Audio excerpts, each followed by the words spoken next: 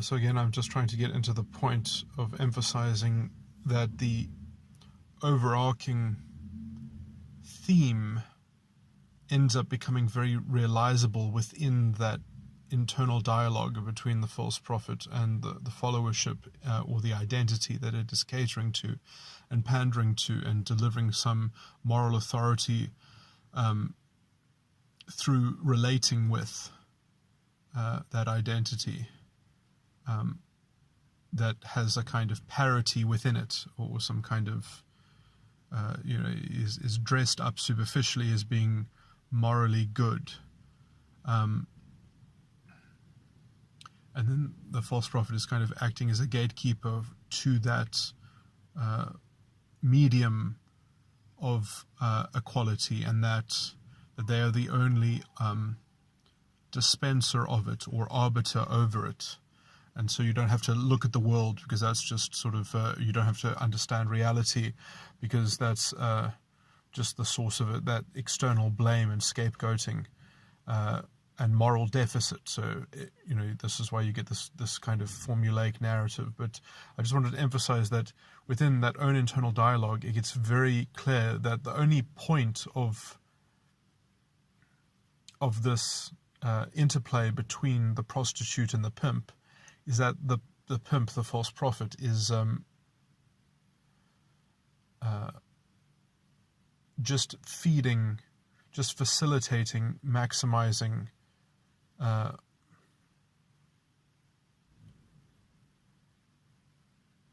energy received by that identity. So it becomes very clear that it just becomes rhetoric. It's just feeding the maximum amount of energy, and there's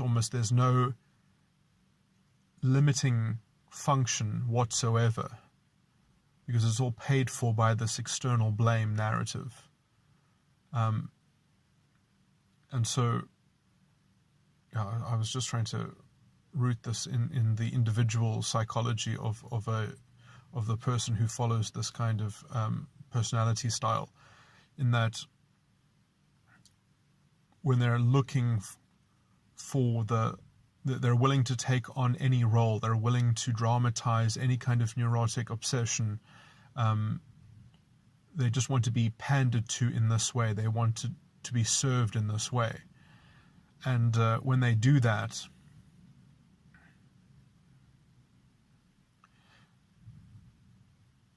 the feeling of being used when you toy with entering into that kind of connection with someone, it's very demeaning, because it depends how deep you understand what the dynamic is, but after a long enough period, people that marry women like this, they realize after 10 years at least, at the most, usually sooner than that, the underlying theme is really quite simple. It's just a kind of maximized autistic gratification of just maximizing energy, just maximizing the amount of energy received, energy and attention and sort of focus and the narrative importance and the maximizing significance of what is collected or what is so it becomes a very simplistic kind of ravenous hunger, where the job of the false prophet essentially is just to deliver more, whatever is considered the most in whatever context. They have the obligation to just maximize. Whatever is considered valuable must just sort of be handed over. This is how the ideology kind of operates, and this is how it sustains itself, by just essentially generating this ravenous greed that there's this kind of moral duty that it is deserved and owed it by the kind of the world through the conduit of the pimp, that must make it safe and secure, the process by which that value is acquired, and to kind of stabilize the codependency, essentially, the regulated codependency with the environment to the individual or the identity. So obviously, as this exists for a single person that just operates them from their own autistic sense of self, that would be for them, their consideration of themselves. But how this is done in social politics is by, instead of having a person, you have an identity group instead, which is effectively regarded as one entity. That's why there's this kind of amalgamated racial experience that keeps on being described by these racial theorists, because they are essentially doing the same thing, but they're doing it through a kind of political vehicle, through a collective system, And so this is, Hitler invented the Führer kind of secular religion, as it were, probably from his mother, probably from a modeling the psychological relation between having to sort of appease his mother or some female caregiver that he had. I don't know if he was raised by his mother or by his aunt or something. I don't know the history, his personal history that well, but to me it's obvious that fascism was effectively a psychological driven ideological edifice that came from some psychological insight into at least a kind of sympathy with this kind of pathology, this kind of personality style. And all personality styles, have some level of self-deception or whatever, but this particular personality style,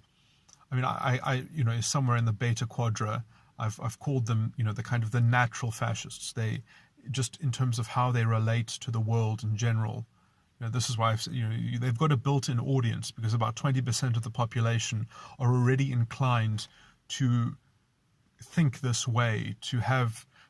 think in the way of a kind of superficial morality that has to do with groups, because that gives them the optimal